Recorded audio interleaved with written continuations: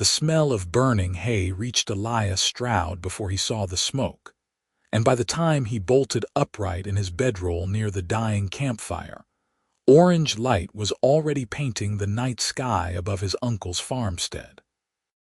His heart seized when he realized which building was aflame, the old stable where they had put the orc woman just hours before. The one his uncle had purchased as a bride through some arrangement Elias still didn't fully understand or approve of. She was supposed to arrive tomorrow, but there had been confusion, a mix-up with the traveling merchants who escorted these arranged unions across the borderlands.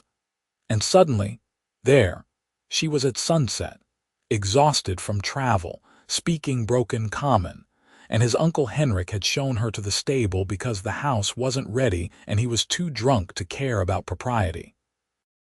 Elias ran. His bare feet pounded against cold earth, his loose shirt flapping as he sprinted across the yard toward the inferno that had consumed the stable's western wall entirely. Flames crawled up the old timber frame like living things, hungry and furious, fed by decades of dry hay and wood that had weathered too many harsh winters. The heat hit him 30 feet away, a physical wall that made his eyes water and his skin prickle. He could hear the screaming of the two horses that had been stabled on the opposite end, his uncle's mare, and the plow horse, their cries piercing through the roar of fire.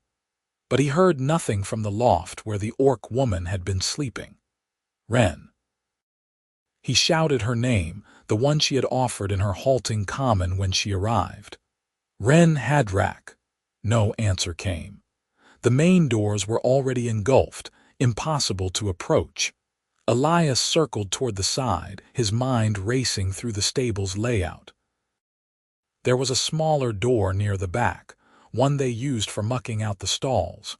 If he could reach it, if it wasn't yet consumed, he might get inside. Might. The word rattled in his skull as he ran, because might meant he could also die. Could burn alive trying to save a woman he'd spoken maybe 10 words to. A woman his uncle had bought like livestock through some frontier marriage broker who specialized in placing orc women with human men desperate enough or cruel enough to want them.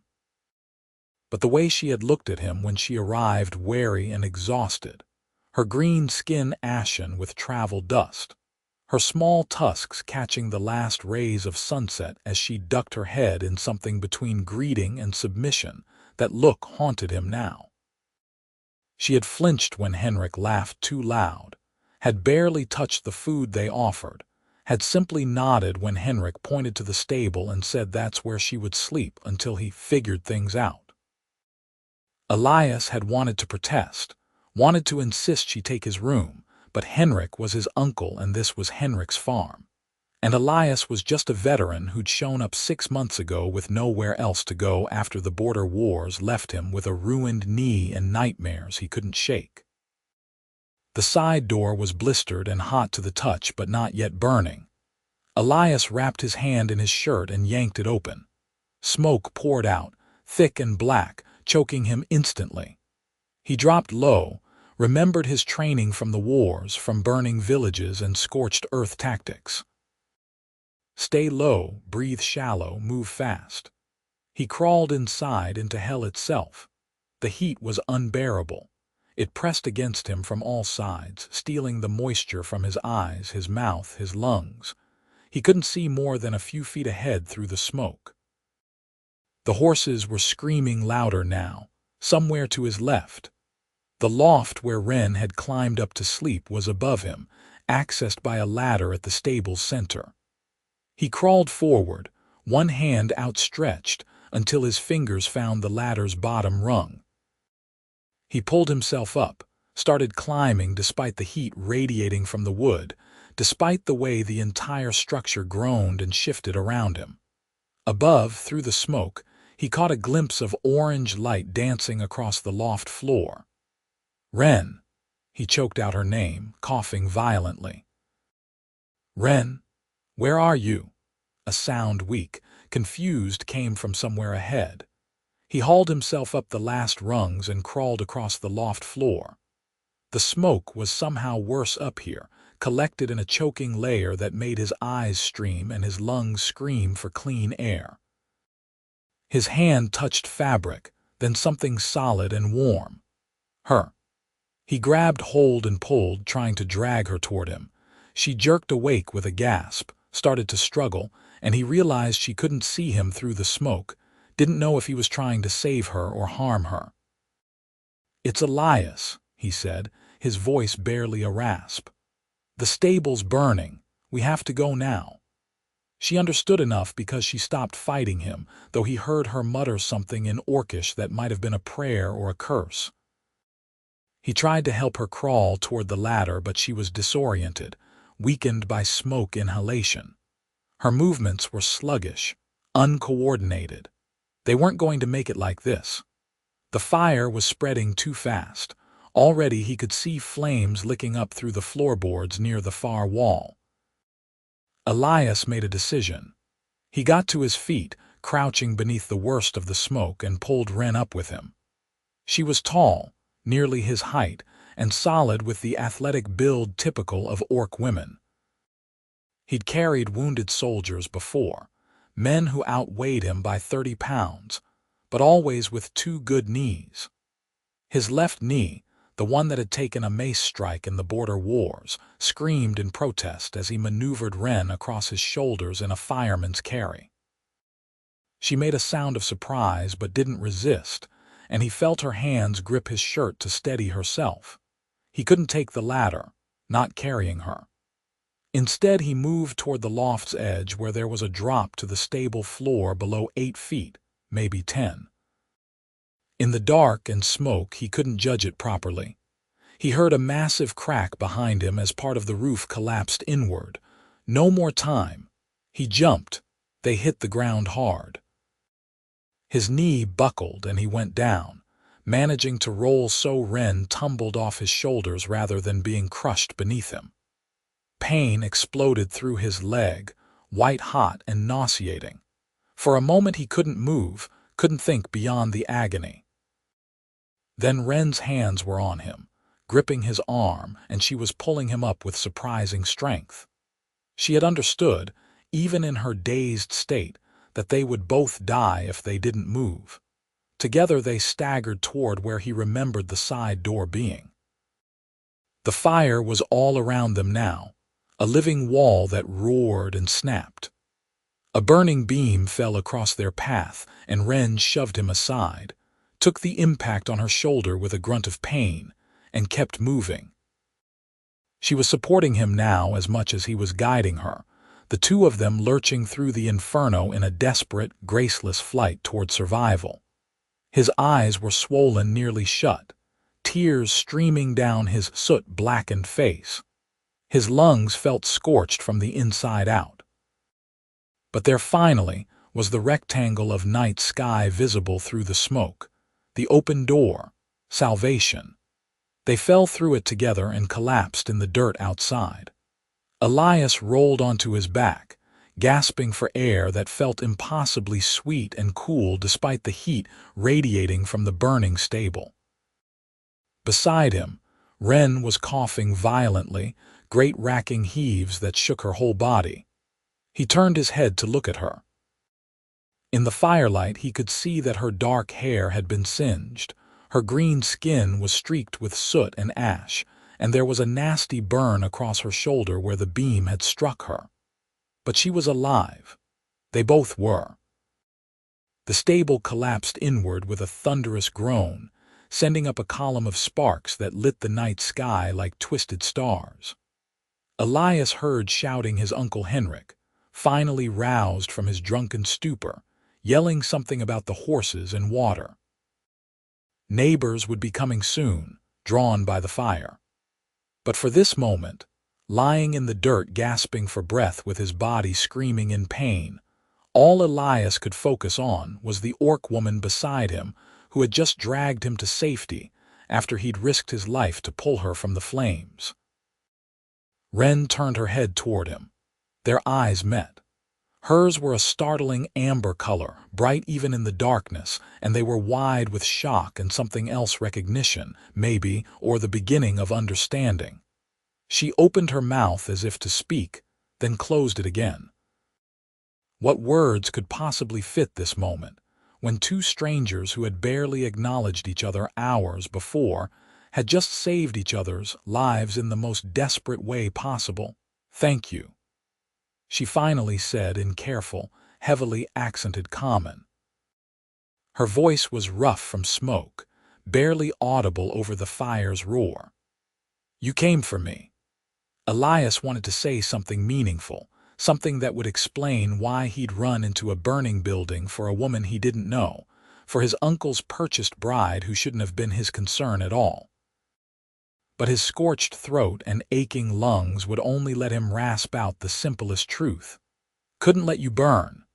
She nodded slowly, as if this answer told her something important.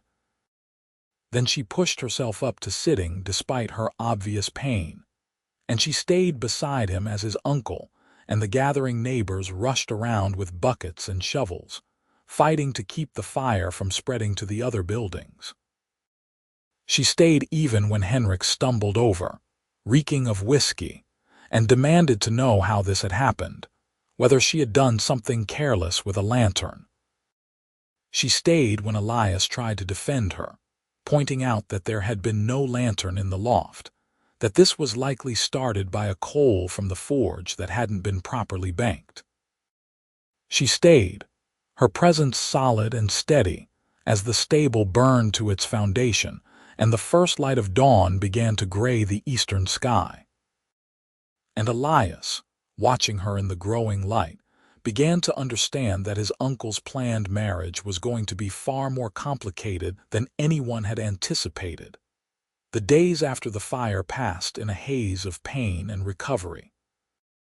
Elias's knee had swollen to twice its normal size, the old injury aggravated by the jump from the loft and the desperate flight through the burning stable. The local healer, an elderly woman named Marta who'd been tending the frontier families for 40 years, made a poultice that smelled of mint and something bitter, wrapped his knee tightly, and told him to stay off it for at least 2 weeks. He tried to protest there was work to be done. The farm didn't run itself, but Marta just fixed him with a look that could wither crops and informed him that if he wanted to walk properly for the rest of his life, he'd do as she said. So Elias found himself confined to the farmhouse, his leg propped up on a stool, watching through the window as his uncle and the hired hands worked to clear the stable's charred remains. The 2 horses had survived. Henrik had managed to get them out through the rear doors before the whole structure came down. They were skittish and smoke-spooked, but otherwise unharmed, now sheltered in a lean-to that had been hastily constructed against the barn. Wren was harder to keep track of. She moved around the property like a ghost, always working but never quite visible. He'd see her carrying water or feeding the chickens or working in the kitchen garden, but whenever Henrik appeared she would fade into the background, making herself small in a way that troubled Elias deeply. His uncle hadn't been cruel to her, not overtly, but there was a dismissiveness in how Henrik spoke about her, referring to her as the orc rather than by name, complaining about the money he'd spent on the marriage broker only to have his stable burned down before he'd even gotten his use out of his new bride. It made Elias's stomach turn every time. He'd fought alongside orc warriors during the last year of the border wars, after the old alliances had shifted, and some of the orc clans had joined forces with the human kingdoms against a common enemy from the north. He'd seen their courage, their loyalty, their capacity for both fierce violence and surprising gentleness. The idea of treating any person, human or orc, as a possession to be used was repugnant to him. But Henrik was his mother's brother, and this farm was all that had stood between Elias and destitution after the war, and so he bit his tongue and tried to figure out what, if anything, he could do about the situation. On the third day of his confinement, Wren brought him lunch. She appeared in the doorway holding a wooden bowl of stew, her expression carefully neutral, and stood there as if waiting for permission to enter. Elias gestured her inside, frustrated by his own helplessness. "You don't have to ask," he said. "Come in." She stepped across the threshold with the cautious gait of someone entering potentially hostile territory. Up close, in the full light of afternoon, he could see that the burn on her shoulder had blistered badly. It needed treatment. "Has Marta looked at that?" he asked, nodding toward the injury. Wren set the bowl down on the small table beside him. "It heals," she said simply. "It could get infected. You should have the healer check it." She shook her head. "Cost money. Henrik not want to spend on orc wife." The words were matter of fact, without self-pity, which somehow made them worse. Elias felt anger kindle in his chest. "That's ridiculous. You got that burn saving both our lives. The least," he stopped himself, took a breath. Getting angry at Wren about Henrik's cheapness was pointless and would only make her more uncomfortable. "Let me see it." She hesitated, clearly uncertain of his intentions. He understood the wariness. She was in a strange place, among people who viewed her as less than human, bound by a marriage contract to a man who'd been drunk when she arrived and hadn't shown her a moment of genuine kindness since. Elias had saved her from the fire, yes, but that didn't mean she could trust him. Trust, he knew from experience, was earned over time through consistent action. "I learned some field medicine during the war," he said quietly. "I can at least clean it, maybe make a poultice like Marta made for my knee. It won't hurt you, I promise." Still she wavered. Then, slowly, she nodded. She moved closer and carefully lowered the shoulder of her rough spun dress to expose the burn. Elias winced at the sight. It was worse than he'd thought, the skin angry and blistered in a pattern that matched the burning beam exactly. "This needs more than I can do," he admitted. "But I can help." He sent her to fetch clean water and the herbs Marta had left behind, along with spare bandages. While she was gone, he maneuvered himself to the edge of his chair, testing his knee's weight-bearing capacity. It hurt, but it would hold. When Wren returned, he had her sit on a stool so he could reach the injury properly. He worked carefully, cleaning the wound with gentle thoroughness despite her occasional hisses of pain. Her skin was tougher than human skin, more resilient, but the burn had gone deep enough to overcome even that natural defense. "How did you end up here?" The question slipped out before he could stop it. Too personal, probably, too direct. But he'd been wondering for days. Wren was silent for so long he thought she wouldn't answer. Then, "My clan cast me out. I have no family, no home. Marriage broker find me in borderland camp. Say there is human man who wants orc wife who pay good price. Say I will have roof, food, work. Better than dying alone." She delivered these facts in a flat voice as if reciting someone else's story. Elias's hand stilled for a moment. "Why did your clan cast you out?" Another long pause. When she spoke again, her voice was quieter, more careful. "I help human children during raid. My clan attack human village. I see children trapped in burning house." She stopped abruptly, and Elias understood. She had saved human children from fire, just as he had saved her. It was why she'd been calm enough in the burning stable to help them both escape.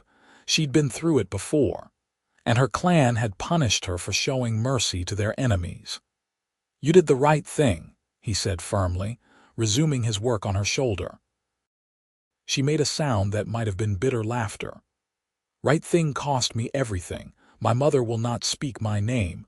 My sisters pretend I am dead. I am nothing now, just—" She gestured vaguely at herself at the farmhouse around them. "This. You're not nothing." The intensity in his voice surprised them both. He finished wrapping the bandage around her shoulder, secured it carefully. "You saved those children. You saved me. That's not nothing. That's more than most people ever do." Wren turned to look at him, her amber eyes searching his face as if trying to determine whether he was mocking her.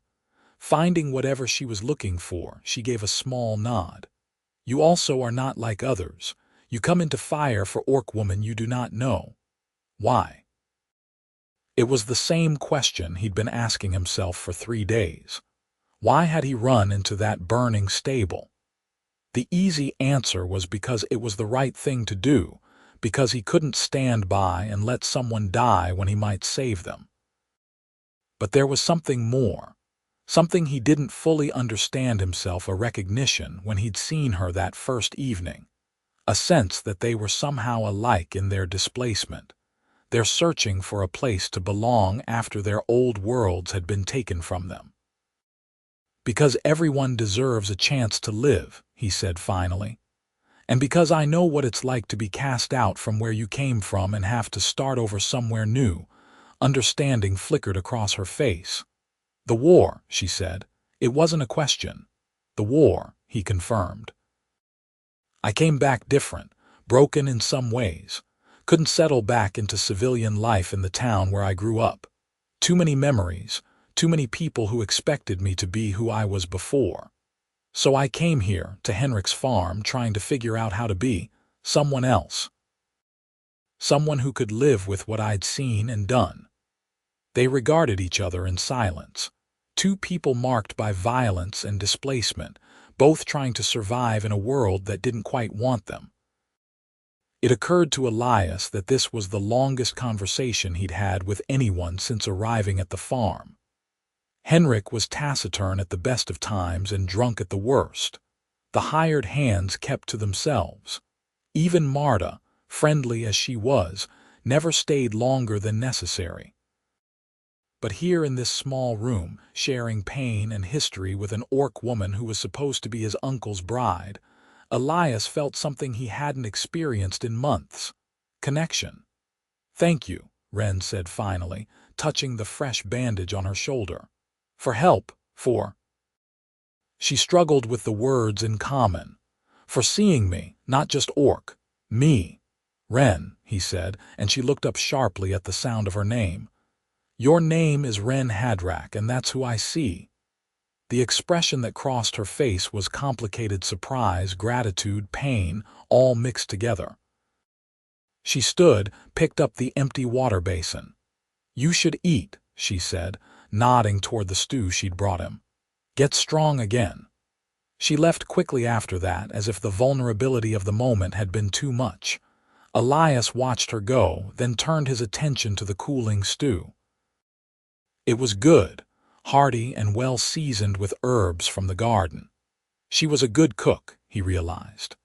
Another detail about her he hadn't known. He found himself wanting to learn more, to discover all the other pieces of who she was beneath the wary exterior and the halting common. But she was Henrik's intended bride, he reminded himself. Whatever he felt, curiosity, connection, the stirring of attraction he didn't want to name, it was inappropriate. Wrong. She had been brought here for his uncle, and Elias had no right to complicate that arrangement, no matter how distasteful he found it. Still, as the afternoon wore on and he caught glimpses of her through the window working in the garden, he couldn't stop his eyes from following her movements, or his mind from replaying their conversation, and the trust she'd shown him when she spoke of her past. 2 weeks passed. Elias's knee healed slowly, stubbornly, but Marta pronounced him fit enough to return to light work as long as he didn't do anything stupid or heroic. He ignored the pointed look she gave him when she said it and threw himself into the farm's routines with relief. Being mobile again, even with a limp that would probably never fully fade, was a gift he didn't take for granted. The farm itself was a modest operation. 40 acres of mixed crops and pasture carved out of the frontier wilderness. Henrik grew wheat and rye, kept a small herd of dairy cows, and raised chickens for eggs. It was enough to make a living if you worked hard and the weather cooperated, but it was also the kind of property that demanded constant attention. There was always something that needed mending or planting or harvesting. Henrik had let things slide lately, spending more time with the bottle than the land, which meant the place had a neglected air that pained Elias to see. He started spending his days repairing fences, clearing irrigation ditches, tending the fields. Wren worked alongside the hired hands in the garden and with the livestock, her movements efficient and uncomplaining. They didn't speak much during work hours, there was rarely time, and always someone else present, but Elias found himself acutely aware of her presence. He noticed when she struggled with the heavy milk pails and wished he could help but knew she would refuse out of pride. He noticed when one of the hired hands, a surly man named Garrett, made a crude comment about orc women and how they were built for hard work and harder use. And he noticed the way Wren's shoulders tensed, but she kept her face carefully blank. Elias walked over and positioned himself between Garrett and Wren. "Say something like that again," he said quietly, "and you can find work somewhere else. We don't talk about anyone that way on this farm." Garrett sneered. "Your uncle bought her for exactly that." "Don't pretend like. I don't care what my uncle's plans are," Elias cut him off. "You treat everyone here with basic respect or you leave. Your choice." The older man glared but backed down, muttering something under his breath as he stalked away. Elias turned to find Wren watching him with an unreadable expression. "You don't have to fight my battles," she said. "I'm not fighting your battles. I'm fighting mine. I won't stand by and let anyone be treated like that, not on my watch." He paused, softened his tone. "But I'm sorry if I overstepped. I know you can handle yourself." She studied him for a moment longer, then nodded. "Thank you anyway," she said, and there was warmth in her voice that hadn't been there before. After that, things shifted in small but significant ways. Wren started seeking him out during the rare moments of downtime, sitting near him during the midday meal break, asking questions about the farm and the surrounding area. Her comment improved rapidly with practice, and he learned that she had a quick mind and a dry sense of humor that caught him off guard the first few times it surfaced. She told him about orc customs, about the clan structure she'd grown up in, about the complex honor codes that governed orc society, codes that had ultimately led to her exile for valuing life over tribal loyalty. He told her about his childhood in the Northern Territories, about joining the army at 17 because there was no work in his hometown and the recruiters promised adventure. He told her about the reality of war, the boredom and terror that alternated in sickening waves, the friends he'd lost, the things he'd done that he could never undo. He told her about the day his unit had been ambushed, when he'd taken a mace strike to the knee that should have killed him but didn't, and how sometimes he wished it had because living with the memories was harder than dying would have been. She listened to all of it without judgment or platitude, and when he finished she simply said, "You carry heavy weight, but you still stand. That is strength." "I limp," he pointed out with self-deprecating humor. "You stand," she repeated firmly. "Many would have fallen." They were sitting by the creek that formed the farm's northern boundary, taking a brief respite from the afternoon heat. The water burbled over smooth stones, and dragonflies darted across its surface in iridescent flashes. Wren had removed her boots and was cooling her feet in the current, and Elias found himself watching the way the sunlight played across her green skin, highlighting the subtle variations in shade and tone. She was beautiful, he realized. Not in spite of being an orc, but because of everything. She was the strength and resilience and unexpected gentleness, all bound together in one person. The realization scared him. He had no business finding his uncle's intended bride beautiful. No business spending time alone with her by secluded creeks. No business feeling his heart lift every time she smiled or said his name in her careful, accented way. "I should get back to work," he said abruptly, pushing himself to his feet. "Those fence posts won't reset themselves." If Wren was hurt or confused by his sudden withdrawal, she didn't show it. She simply nodded, pulled on her boots, and followed him back toward the farm buildings. But the ease between them had fractured, and Elias cursed himself for being a coward even as he knew that distance was the only sensible choice. That evening, Henrik announced his plans over dinner. He'd been drinking no surprise there, and his face was flushed with alcohol and something that might have been embarrassment. "Going to town tomorrow," he declared. "Meeting with Pastor Alden about the wedding ceremony. Figure we might as well make it official, get this marriage properly done." Elias's fork froze halfway to his mouth. Across the table, Wren had gone very still, her eyes fixed on her plate. "Wedding?" Elias asked carefully. "Don't you think you should talk to Wren about that first?" Henrik waved a dismissive hand. "What's there to talk about? We have a contract. Marriage broker already got her agreement. Just need the church to bless it and it's done."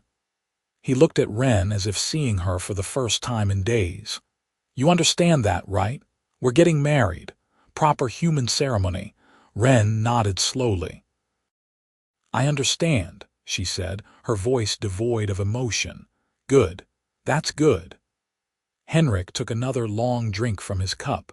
"Been too long since this farm had a proper woman running the household. You'll do fine once we get things settled." Elias wanted to throw his plate at his uncle's head. Wanted to grab Wren's hand and tell her she didn't have to go through with this, that she deserved better than a drunk who viewed her as unpaid labor and a contractual obligation. But what could he offer her instead? He was just as poor as she was, living on his uncle's charity with a ruined knee and no prospects. Even if he wanted to fight for her, and he was beginning to realize he did, God help him, he had nothing to offer, so he said nothing. Just forced himself to eat the rest of his meal while his stomach churned with anger and helplessness. Beside him, Wren did the same, both of them silent as Henrik rambled on about the wedding arrangements he'd already made without consulting the bride. That night, Elias lay awake in his small room staring at the ceiling. He could hear Henrik's drunken snores from the main bedroom. Wren slept in the room that had been prepared for her in the house after the stable burned a tiny space that had once been used for storage, barely large enough for a cot and a small chest. He hated that she was confined to such cramped quarters. Hated that she'd been given no choice in any of this. Hated that he felt so powerless to change any of it. But most of all, he hated the growing certainty that he was falling for her, this orc woman who had survived fire and exile, and was now facing a loveless marriage with quiet dignity. It was the worst possible timing, the worst possible circumstances, and yet his heart didn't seem to care about logistics or propriety. It only knew that when he was with Wren, the darkness that had plagued him since the war lifted just a little, that her strength inspired him to find his own, that her laughter, rare as it was, sounded like hope. He got up, limped to his window, and looked out at the moonlit farm. A figure moved in the shadows near the barn. Wren, he realized, also unable to sleep. He watched her walk to the paddock where the horses were kept, saw her reach out to stroke the nose of Henrik's mare. The horse, who'd been skittish since the fire, calmed immediately at her touch. Elias made a decision. He didn't know what he was going to do yet, didn't have a plan. But he knew he couldn't stand by and watch Wren marry his uncle without at least telling her the truth. That she had a choice. That she deserved to know someone saw her worth, even if he couldn't offer her anything more than words. Tomorrow, he told himself.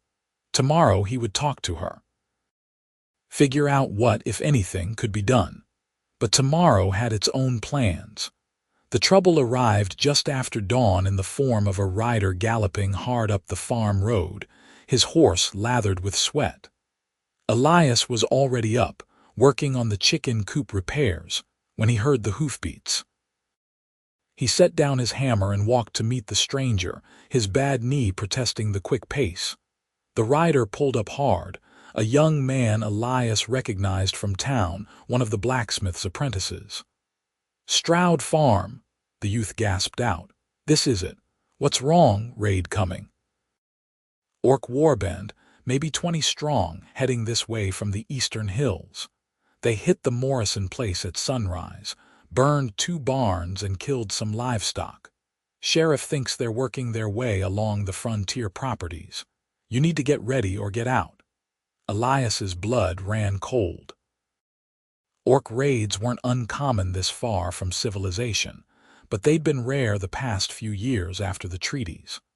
For a warband to strike now meant either the treaties had fallen apart or this was a rogue group operating outside clan authority. Either way, it was deadly serious. "How long do we have?" he asked. 2 hours, maybe 3. Sheriff's trying to gather men for a defense, but there's not many who'll fight. Most folks are just loading wagons and heading to town. "All right. Thank you for the warning." Elias was already running through options in his head. The farm was isolated, hard to defend with just himself, Henrik, and a couple of hired hands. But running meant abandoning everything, and Henrik would never agree to that even if it was the sensible choice. The rider wheeled his horse and galloped off toward the next property. Elias turned to find Wren standing behind him, her face pale beneath the green skin. "You heard?" he asked. She nodded. "Orc raid. They come for revenge, maybe, or just for taking things." She paused, and he saw fear flash across her face, not for herself, he realized, but for them. "They see me here with humans. They will kill everyone. Think I am traitor." Henrik came stumbling out of the house, awakened by the commotion. When he heard about the raid, his face went from red to white. "We need to leave," he said immediately. "Pack the wagon, take what we can, head for town." "The animals," Wren said. "The cows, the horses, we cannot just leave them. They're just animals. We can get more." Henrik was already moving toward the house. "Pack food and tools, that's what matters." Elias looked at Wren, saw the conflict on her face. The livestock represented not just Henrik's livelihood but months of work, investment, life. Abandoning them to an orc raid meant they'd be slaughtered or stolen. The farm would be ruined, but staying to defend it against 20 warriors was suicide. "We can drive the animals ahead of us," Elias said. "Let them loose and herd them toward town. It'll slow us down, but no time for that," Henrik snapped. "Just load the wagon." "Then I stay," Wren said quietly. Both men turned to stare at her. She straightened, meeting their gazes. "I stay, talk to raiders. Maybe I can turn them away, make them leave farm alone." "That's insane," Elias said. "You said yourself they'd see you as a traitor." "Maybe, or maybe they listen. Maybe I can save farm." Her jaw was set with determination that Elias recognized the same look she'd had when she pulled him from the burning stable. "Absolutely not," he said flatly. "You're not facing a warband alone." "It's not your choice," she replied, and there was steel in her voice. "I make my own choices now." Henrik, calculating, said, "Maybe she's right. If she can talk them out of burning the place, no." Elias stepped between them, his anger flaring hot and sudden. "You're not using her as a sacrifice to save your property. She volunteered. Because she thinks she owes us something." "She doesn't." He turned to Wren. "You don't. You owe Henrik nothing, and you certainly don't have to risk your life for this farm." Wren's expression softened. "I know I don't have to, but I want to. This place. It is first place I have roof and food since exile. First place someone." She glanced at Elias, and he saw everything he'd been feeling reflected in her amber eyes. "First place, someone sees me as person. I want to protect it." Then I'm staying with you, Elias said. The decision was made before his brain fully processed it, but it felt right. If you're going to try talking to them, you should have backup. Someone who's at least armed and trained. Elias, my knee is fine enough. He looked at his uncle. You take the wagon and the hired hands get to town. We'll try to negotiate with the raiders, convince them to move on. Henrik hesitated, clearly torn between greed and self-preservation. Finally, greed lost. Fine. But if you get yourselves killed, that's on you. He hurried off to organize the evacuation, shouting for Garrett and the other hands. Wren touched Elias's arm. You should go too. This is not your fight. Yes, it is, he said simply. You think I'm going to let you face your former people alone after everything? He managed a smile despite the fear coiling in his gut. Besides, I still owe you for dragging me out of that fire. You owe me nothing. You came into fire for me first. Then let's call it even and do this together. She searched his face, and whatever she saw there made her nod slowly. Together, she agreed. They spent the next hour preparing.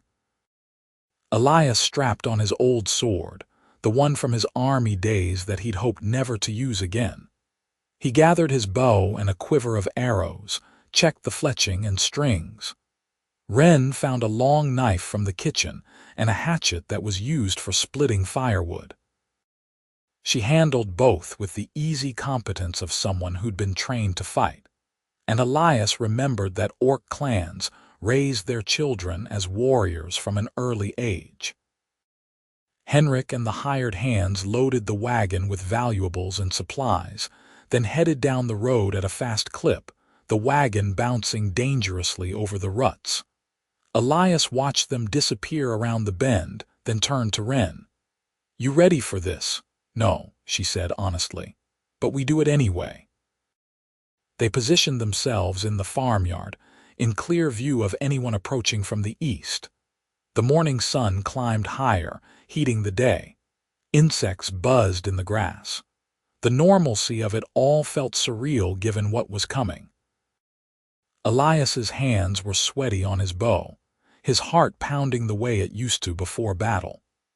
The old fear was back, the certainty that violence was about to shatter the fragile peace he'd been building here. But when he looked at Wren, standing tall and ready beside him, some of that fear eased. He wasn't alone this time. Whatever came, they'd face it together. They didn't have to wait long. The orc warband appeared on the eastern ridge just as the sun reached its zenith, a line of warriors silhouetted against the bright sky. 20 of them, just as the messenger had said, all armed and moving with disciplined purpose. These were no mindless raiders, they were organized, experienced fighters. Elias felt his soldiers' instinct kick in, assessing threats and angles of attack even as he prayed they wouldn't have to fight. The warband descended the ridge and approached the farm in a loose formation. At 50 yards they halted, and a single figure stepped forward. He was massive, even for an orc, with dark green skin and prominent tusks that jutted upward from his lower jaw. He wore leather armor decorated with tribal markings and carried a war axe that looked like it could split a man in half. Humans, he called out in surprisingly good common. You have something that belongs to us. Send out the exile Wren Hadrak, and we will leave you in peace. Elias felt Wren stiffen beside him. They came for me, she whispered. Not for raid, for me. You're not going anywhere, Elias said quietly. Then, louder to the orc leader. Wren Hadrak is under my protection. She's broken no laws and harmed no one. You have no cause to take her. The leader laughed, a harsh sound. She betrayed her clan, saved human whelps during righteous raid. Our laws demand she answer for this betrayal. She saved children, Elias called back. That's not betrayal, that's mercy. Mercy for enemies is betrayal of kin. This is our way. The leader's voice hardened. Give her to us, or we take her and burn your farm to ash.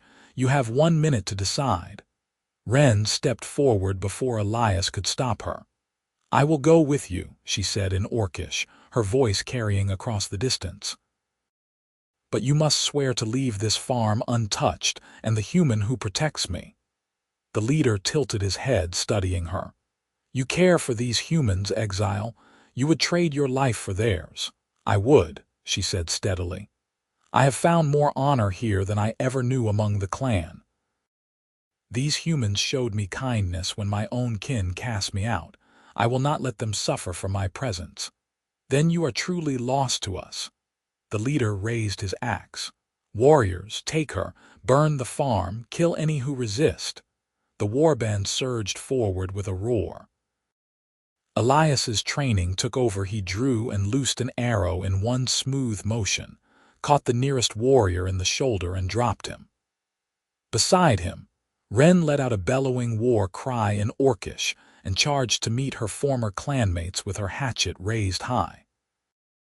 The audacity of it shocked the warriors into a moment's hesitation, and in that moment, Elias dropped two more with arrows before they spread out to flank him. He drew his sword, set himself in a defensive stance despite his bad knee.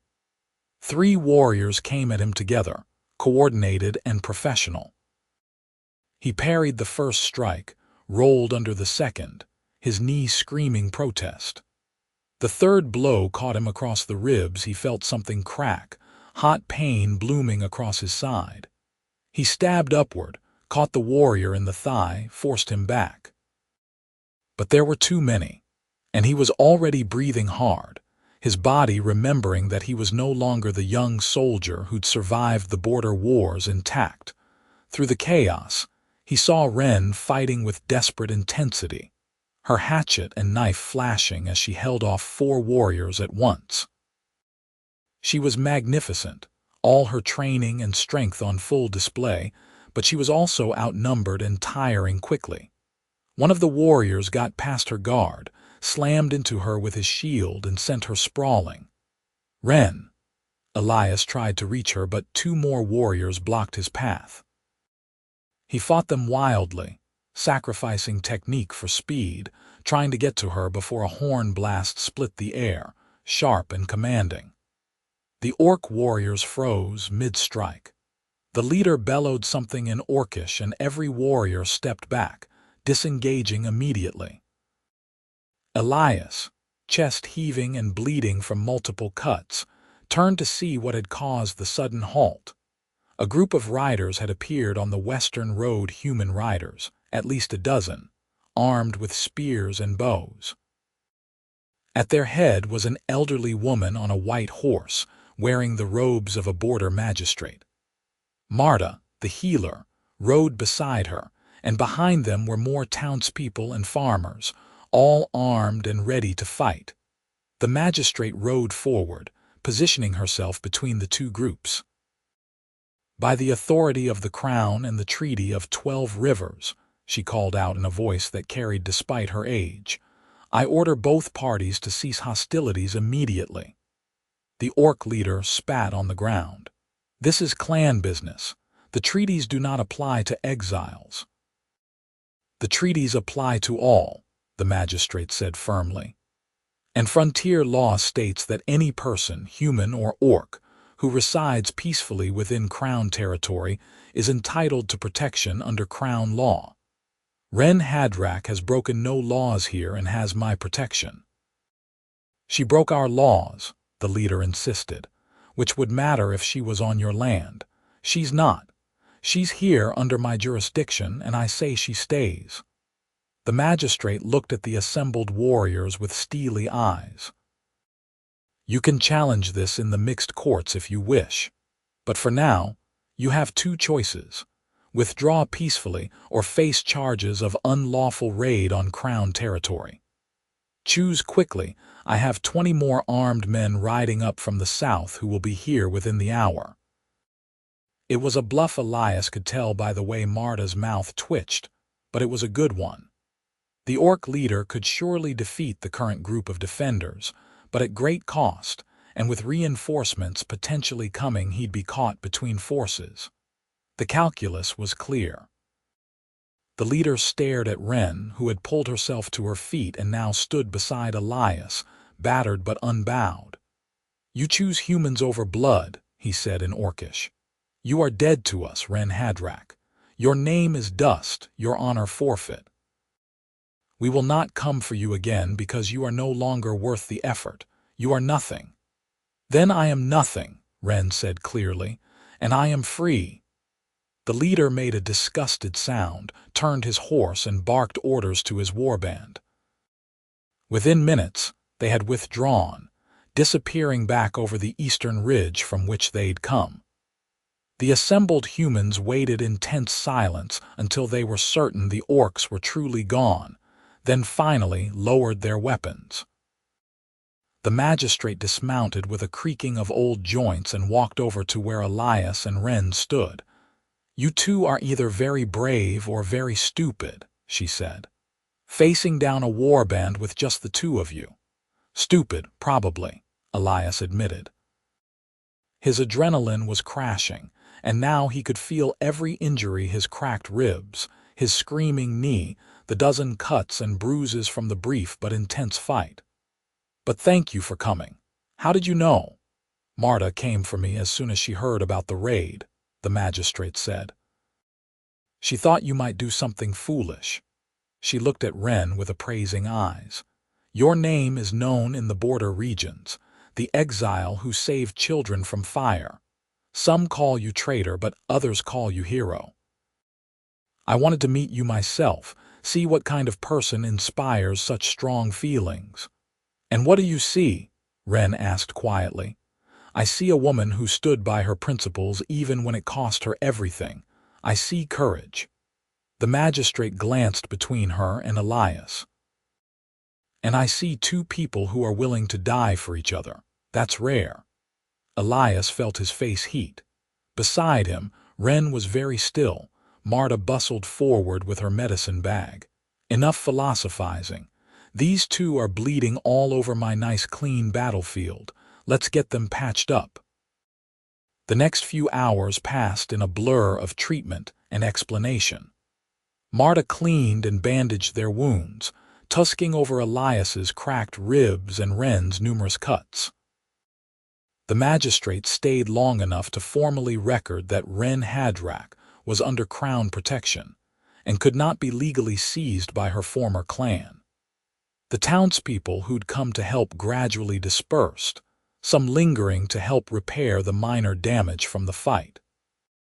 Henrik returned near evening, having heard from the retreating townspeople that the crisis was resolved.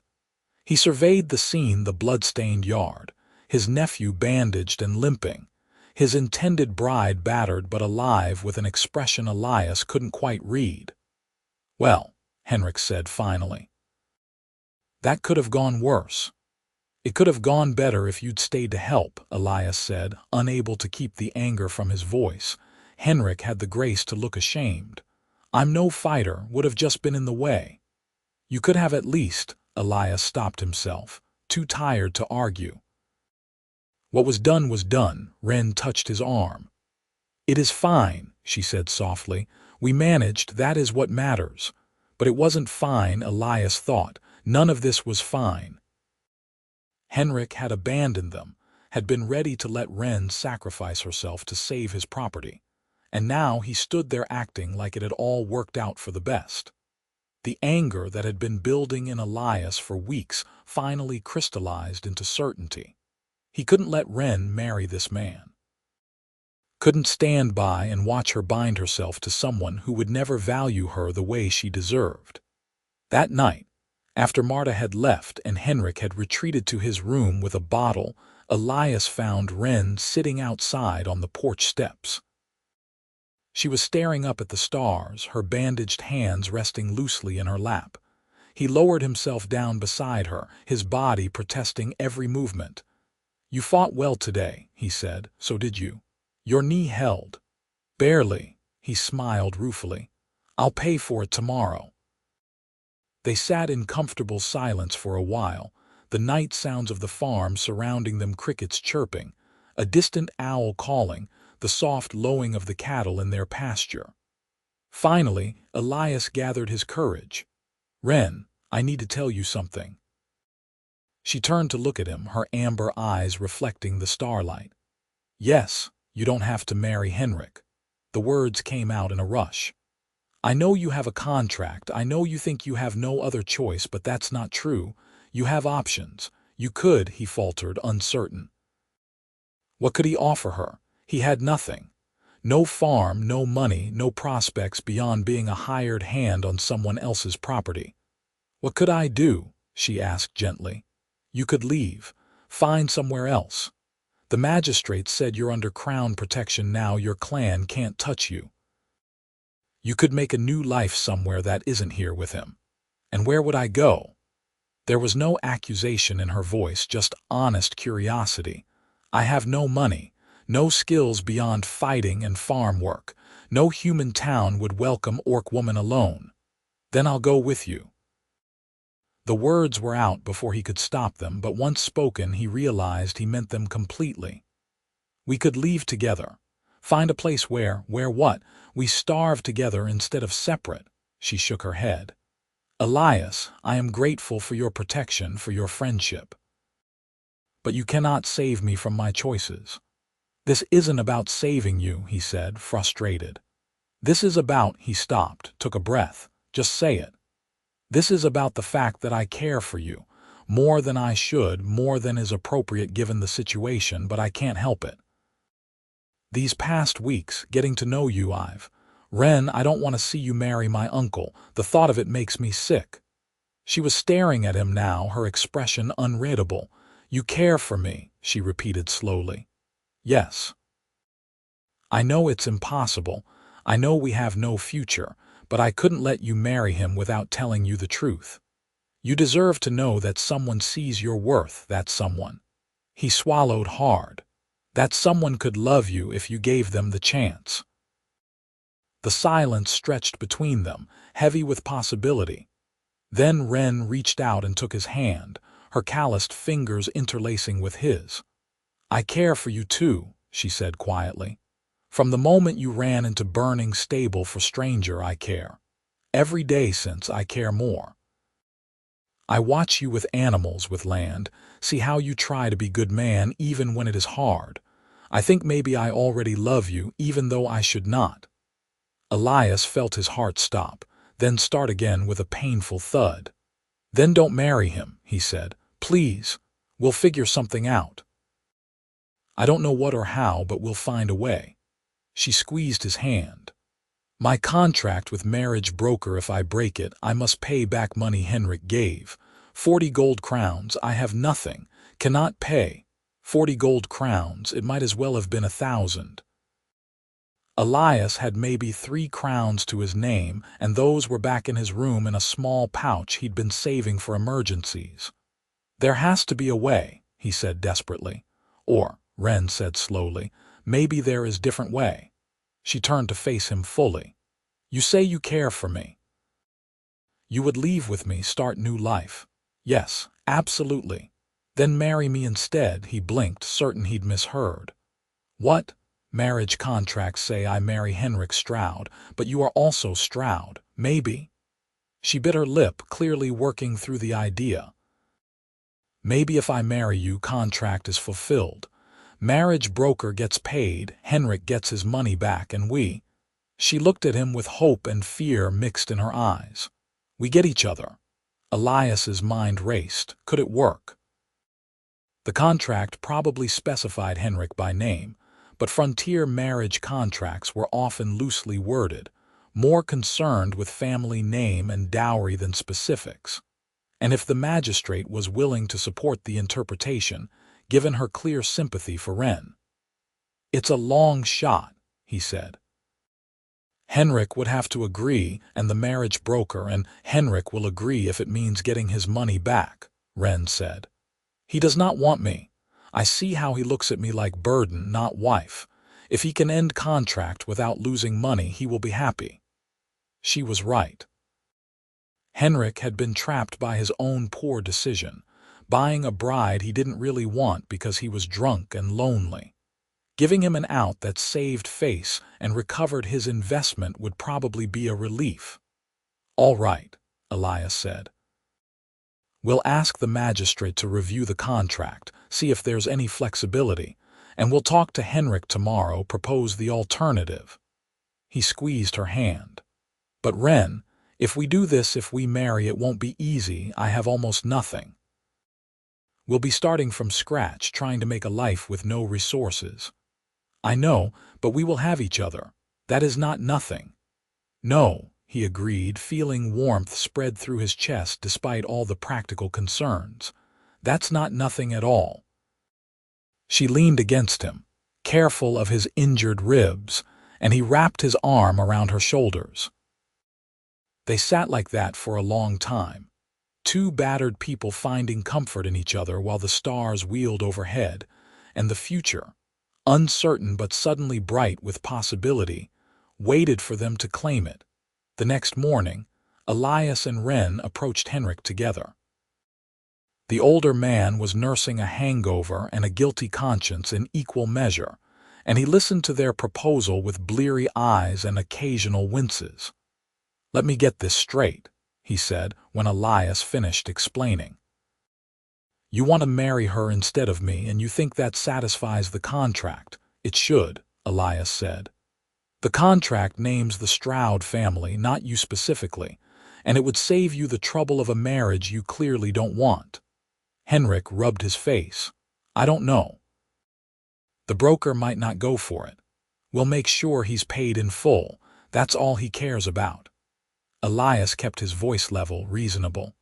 "Uncle, be honest, do you really want to marry Wren? You've barely spoken to her since she arrived." The older man had the decency to look uncomfortable. "It's not that I don't. She seems fine enough, it's just—" He sighed. "I thought having a wife would fix things, would make the farm feel less empty, make me feel less." He waved a hand vaguely. "But buying a person doesn't fix loneliness, just makes you feel worse about yourself." It was the most honest thing Elias had heard his uncle say in months. "So let us solve this for you," he pressed. "Wren and I will marry. You get your money back, she gets a husband who actually cares for her, and I get—" He looked at Wren, felt his heart settle into certainty. "Everything I need." Henrik looked between them, seemed to really see them together for the first time. Whatever he saw made him nod slowly. "All right. We'll take it to the magistrate, see if she'll approve the contract transfer. But Elias, you understand what you're taking on. Marrying an orc woman, dealing with all the prejudice that comes with it." "I fought beside orc warriors during the war," Elias said. "And I've spent the last weeks getting to know Wren. She's braver and kinder than half the humans I've met.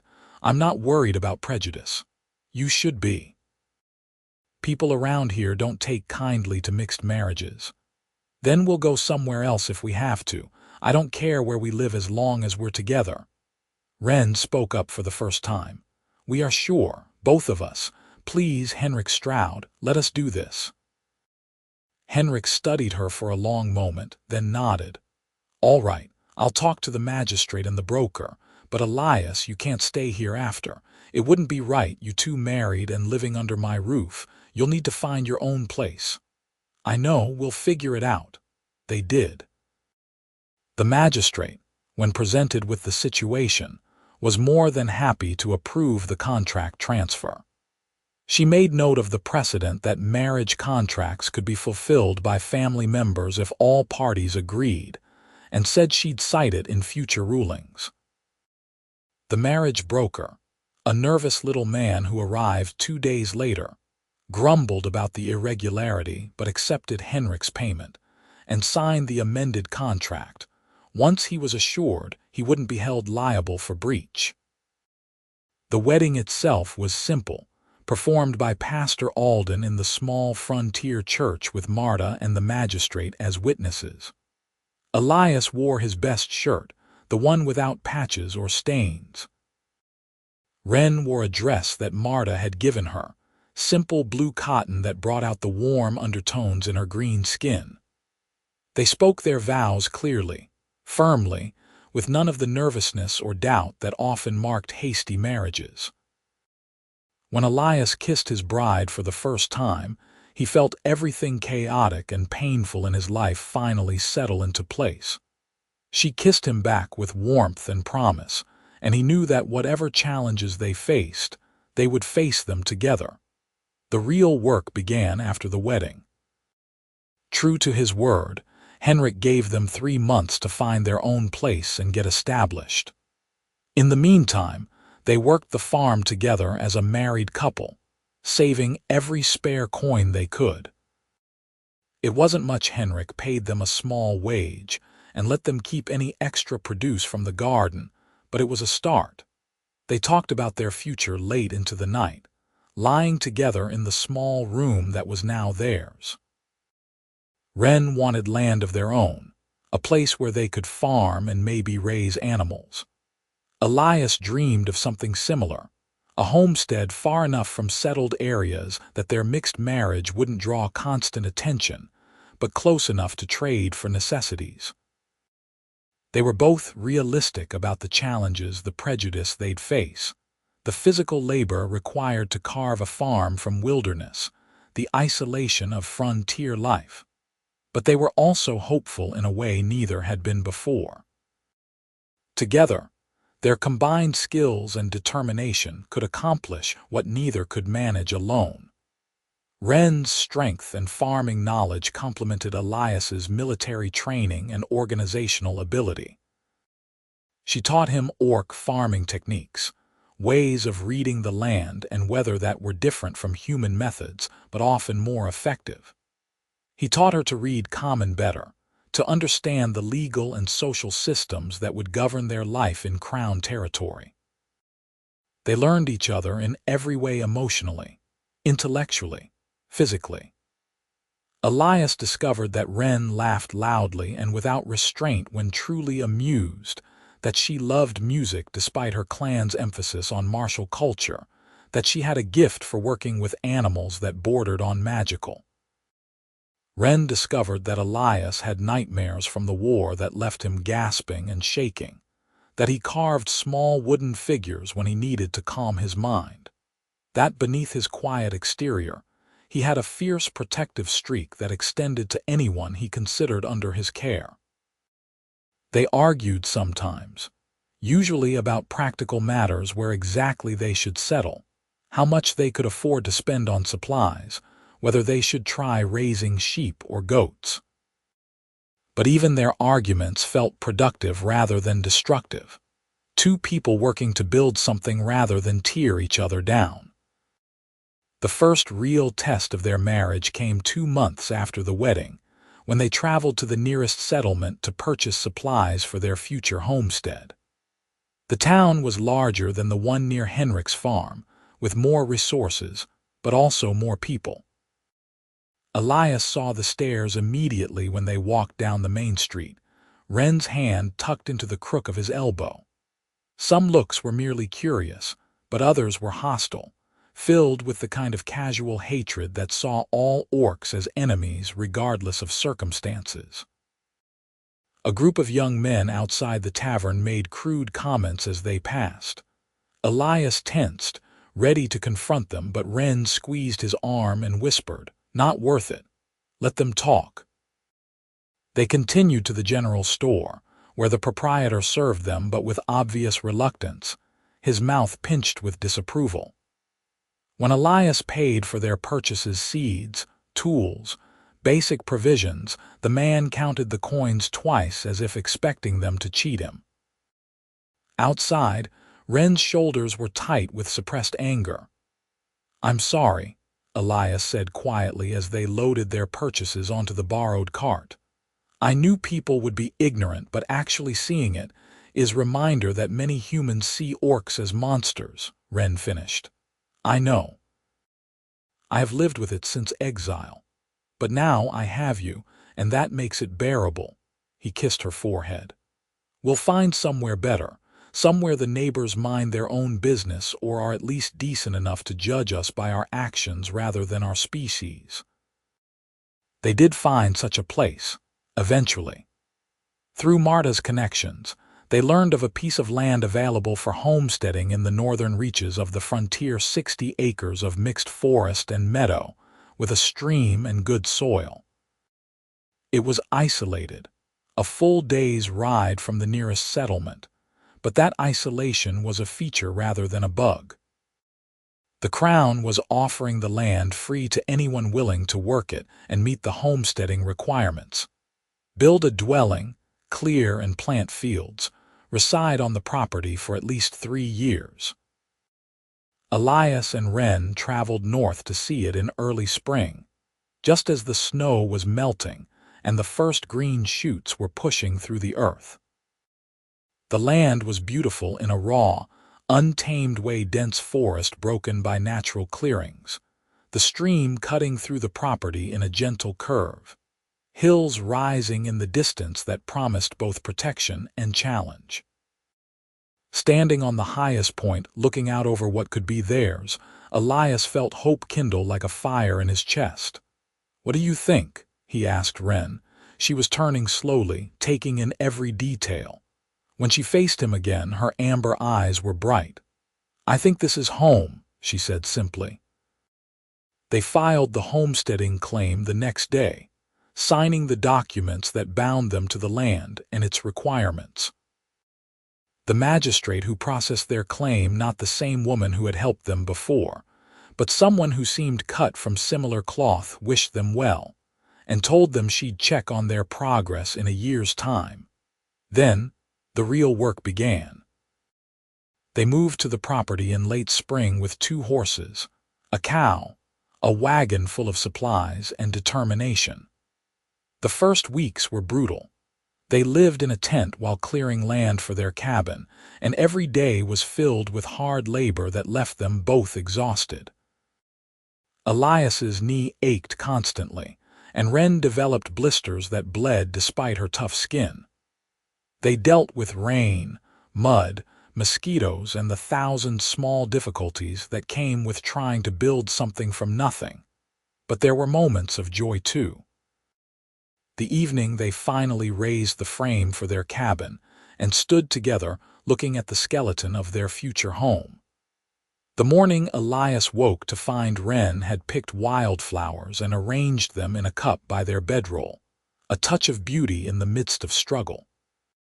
The afternoon they finished clearing their first field and celebrated by swimming in the stream, laughing and splashing like children, despite their aching muscles. Neighbors eventually found them, or rather, they found neighbors. A family of settlers lived about 3 miles south, and once word spread that the northern homestead was occupied, they came to investigate. The Holbrook family consisted of a middle-aged couple and their 3 children, and their reaction to finding an orc woman and her human husband on the neighboring claim was wary but not hostile. "You planning to stay?" Mr. Holbrook asked bluntly after introductions. "That's the idea," Elias said.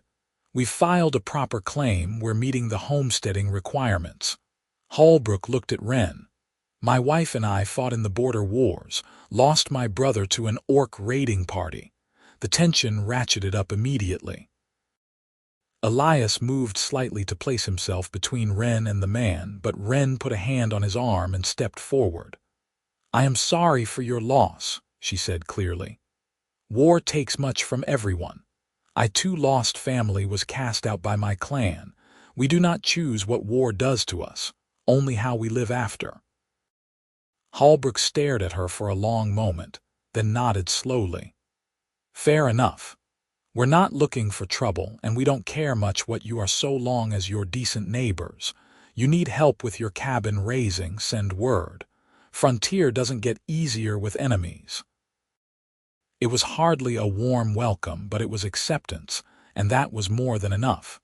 True to his word, Holbrook returned a week later with his 2 older sons, and together the men raised the cabin walls in a day.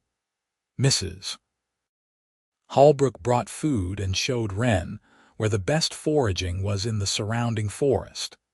It was the beginning of a cautious friendship that would grow stronger over time. The cabin, when finished, was small but sturdy, one main room with a sleeping loft, a stone fireplace, and windows that let in the morning sun.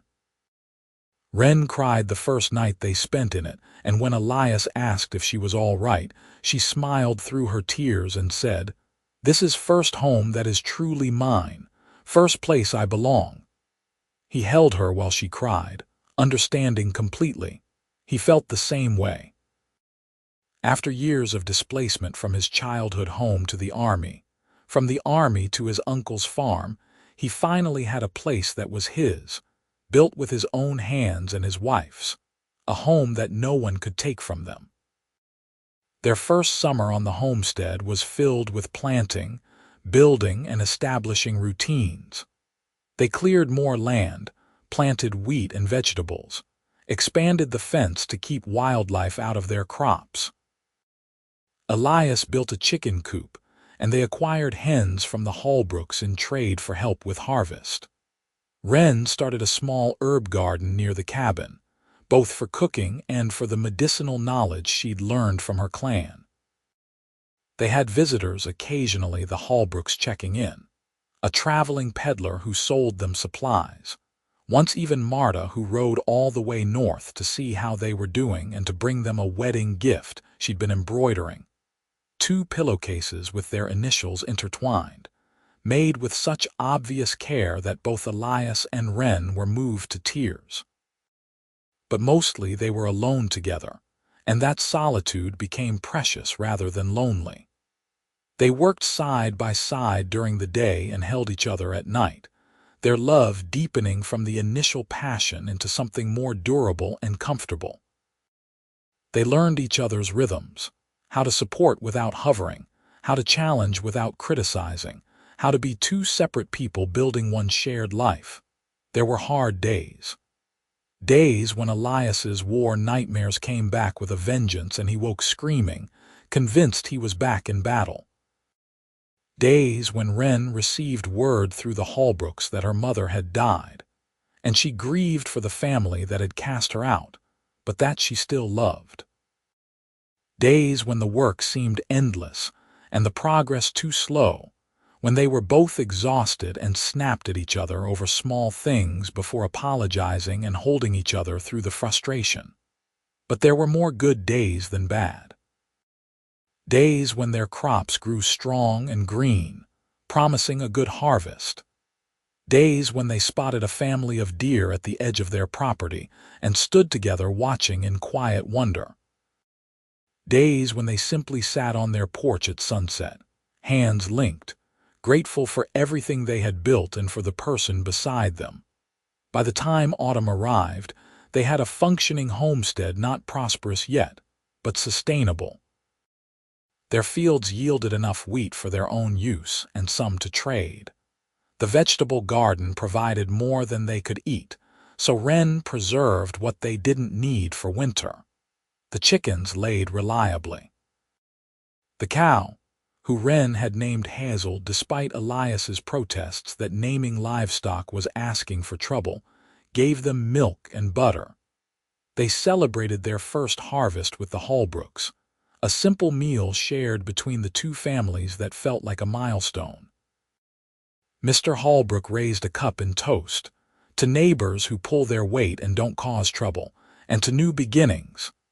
Elias looked at Wren across the table, saw her smiling with genuine happiness, and raised his own cup. "To new beginnings," he echoed. "And to the people who make them possible." That winter was hard, all frontier winters were, but they faced it together. They'd prepared well, with preserved food and firewood and a tight cabin that kept out the worst of the cold. They passed the long evenings by the fire, with Elias teaching Wren to read more complex texts, and Wren teaching him orcish songs that her mother had sung when she was young. They worked on small projects, Elias carving wooden bowls and spoons, Wren sewing clothes and blankets from fabric they traded for. And they talked. Long conversations about everything and nothing, their pasts, their hopes, their fears. Wren told him about growing up in the orc clans, about the fierce pride and equally fierce violence that governed their society, about how she'd always felt slightly apart, too soft-hearted for a culture that valued strength above all else, about the day she'd been cast out, how she'd walked away from everything she knew with nothing but the clothes on her back and a determination to survive.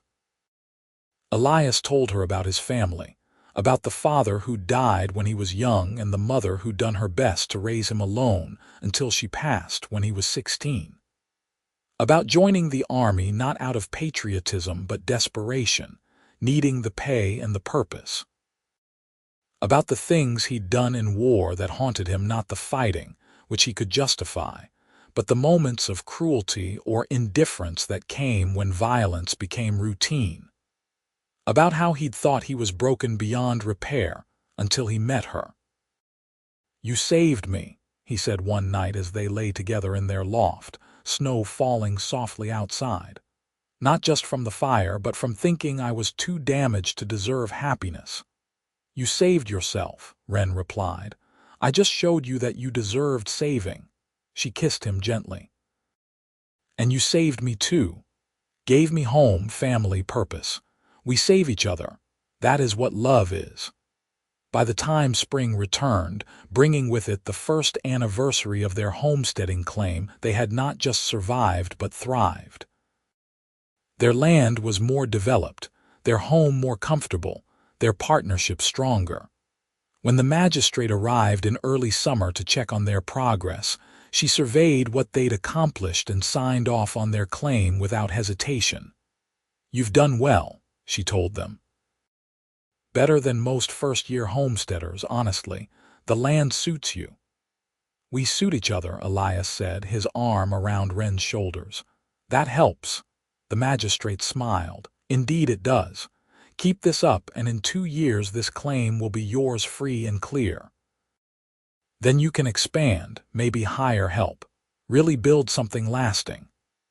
After she left, Elias and Wren stood looking out over their property, the cabin with its stone chimney, the fields golden with new wheat, the garden bursting with vegetables, the fence lines straight and strong. In the distance, their cow grazed peacefully while the chickens pecked around the coop. It was modest by any standard, but it was theirs, built by their own effort and sustained by their partnership. "You ever regret it?" Elias asked. "Leaving Henrik's farm, choosing this life instead?" Wren looked at him as if he'd grown a second head. "Regret choosing you, regret building home with person I love. Never." She took his hand. "This is hardest thing I ever do, also best thing. I would choose you again every day." He kissed her, pouring everything he felt into it: gratitude, love, commitment, joy. When they pulled apart, both were smiling. "Come on," he said. "We've got work to do. Those fence posts aren't going to set themselves." "Always work," Wren laughed. "But good work, work that matters." They headed toward the tools, ready to spend another day building their future together. As Elias worked beside his wife, his body aching in the good way that came from honest labor, he reflected on how far he'd come from that night a year ago when he'd run into a burning stable for a woman he barely knew. He'd thought he was saving her, but the truth was more complicated and beautiful than that. They had saved each other from fire, from loneliness, from the belief that their pasts defined their futures. And now they were building something that neither could have created alone: a home, a life, a love that was strong enough to weather any storm. The frontier was harsh and unforgiving. Society was often cruel and prejudiced, and the work would never be finished. But none of that mattered as much as the certainty that they faced it all together, that they had chosen each other, and would continue choosing each other every day for the rest of their lives. Elias Stroud and Wren Hadrak's homestead continued to grow and prosper. By the end of their 3rd year, they'd not only met but exceeded all the homesteading requirements. Their land was productive, their livestock healthy, and their reputation as honest, hard-working neighbors was firmly established. The Holbrooks had become genuine friends, and other settlers in the area had come to accept, if not always embrace, the unusual couple who'd made the northern property their own. On the 3-year anniversary of their homesteading claim, the magistrate returned one final time to grant them full title to the land. She brought with her an official document, stamped and sealed, declaring that the 60 acres and all improvements thereon belonged to Elias and Wren Stroud in perpetuity. They celebrated that night with a feast, inviting the Holbrooks and Marta, who made the long journey north specifically for the occasion. As the evening wound down and their guests departed, Elias and Wren stood on their porch watching the sunset paint the sky in shades of orange and gold. Wren rested her head on his shoulder and he wrapped his arm around her waist, both of them content in the comfortable silence of long companionship. "You remember that first night?" Wren asked softly. "When fire take the stable?" "I remember thinking I was about to die," Elias admitted. "The heat, the smoke, I wasn't sure we'd make it out. But we did, and here we are." She gestured at the homestead spread before them, at everything they'd built. "Sometimes I think fire was gift, terrible gift, but gift nonetheless. It brought us together." "I prefer to think we brought ourselves together," Elias said. "The fire was just the catalyst. We made the choice to fight for each other to build this life. That was all us." She smiled and kissed his cheek. "Always so practical. But yes, you are right. We choose this. We choose each other. And I would choose you again forever." "Forever sounds good," Elias agreed, "though maybe without any more burning buildings." Wren laughed, that full-bodied laugh he'd come to love so much. "Yes, no more fires. Just this land, home, each other. That is all I need." They stayed on the porch until the stars emerged, talking quietly about their plans for the next season, about possibly expanding their livestock, about the life they would continue building together. When they finally went inside, it was to the home they'd created with their own hands, to the bed they shared, to the future that stretched before them bright with possibility. Elias Stroud had run into a burning stable to save an orc woman he barely knew, and in doing so had saved himself. Wren Hadrak had helped him escape those same flames, and together they had built something far more enduring than any structure, a partnership based on mutual respect, genuine love, and the shared determination to create a life worth living. They had faced fire and prejudice, and the harsh realities of frontier existence, and they had not just survived but flourished. Their story was simple in many ways: two people who found each other in desperate circumstances and chose to build a life together. But it was also extraordinary, a testament to the power of love that crosses boundaries, of courage that faces down fear, of hope that persists even in the darkest moments. They were a human man and an orc woman, two people whom society said didn't belong together, who had proven through their actions and their devotion that they belonged nowhere else but with each other. And so they lived, happily and contentedly, on their homestead in the northern frontier, their love a constant flame that no force could extinguish, their partnership a source of strength that sustained them through all the years to come. They had been forged in fire, tested by hardship, and emerged stronger for it. Together they had found not just survival but joy, not just shelter but home, not just companionship but true and lasting love. That was their happily ever after, not perfect, not without challenges, but wholly and completely theirs. And for Elias and Wren, that was more than enough. It was everything.